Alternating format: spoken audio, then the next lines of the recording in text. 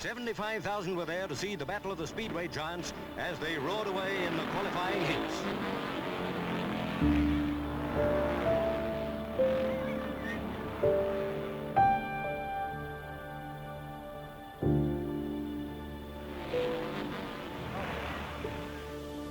The man of the evening, Ove Fundin of Sweden. Well, I started off as a motocross rider. We raced in a small league around this part of the country. And one day a guy came up to me and he said, "I can see on that style of yours, you should be better off as a speedway rider. We have a bike for you, you can try it out." I did so well, so they said, you can come in the team. So I stood as a reserve, and one of the ordinary guys in the team got hurt. So I was in the team from the first day. I'll tell you one thing, and that is that the strong man in the Speedway in those days was a guy from Norrköping called Arne Bergström. And the first season I was riding, he wanted me banned, because he said he's a danger to himself and others. So I guess my style of riding was a little bit on the dangerous side. But then again, I never fell off. Not more often than anyone else anyway. I may have pushed one or two people off, probably. I was quite a steady rider. I never took any chances, I know that for sure. I know that Speedway is a dangerous sport, but I think the day you start thinking about the danger, you may just well give it up, because then you're not racing. Every speedway rider wanted to go and race in England, because England was number one. There were tracks all over. It was tough racing, different kind of tracks. And once you could master all them, you did become a good rider. I still remember arriving at Liverpool Street Station in London with my speedway bike, leading a speedway bike, getting on the train with the bike.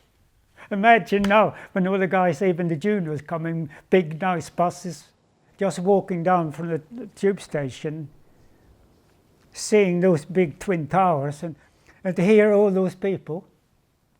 I thought this must be a castle. Coming out to the last corner, it hit me. Hell, if I cross that line there, I'm the world champion. And it sort of exploded. Afterwards in the bars, everybody came up and wanted to buy a drink. So I drank so many orange squashes you wouldn't believe. 1955, at the final, I had scored 14 points, Barry Briggs had scored 14 points, so there's a rerun. I won the gate and I was leading all the way. And he took a great gamble, came under me, and if you listen to him, he will tell you another story, of course.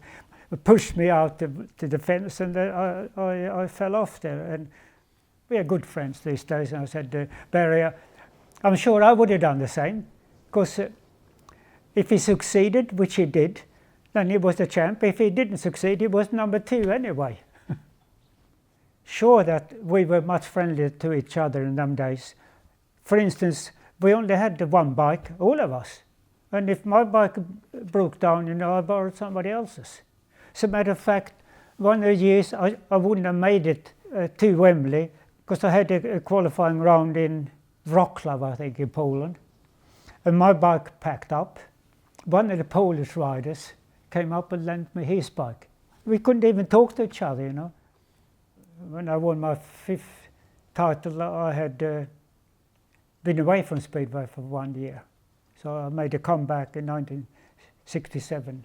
Then I quit, because I realized that I had a big family. I had to be home sometimes.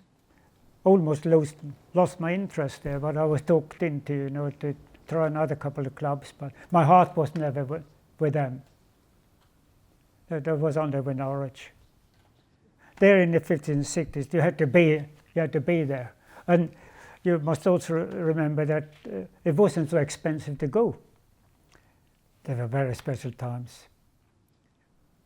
Well, what would the Speedway be without the crowd? A lot of lunatics running around on motorcycles.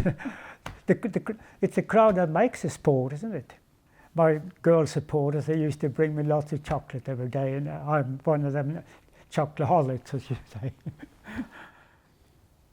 I never felt I did anything special. I mean, people do a lot of special things, and they don't even get any credit for it. And what did I do? Race around on a motorcycle. I'm grateful to the sport, that the sport gave me the world, so to say.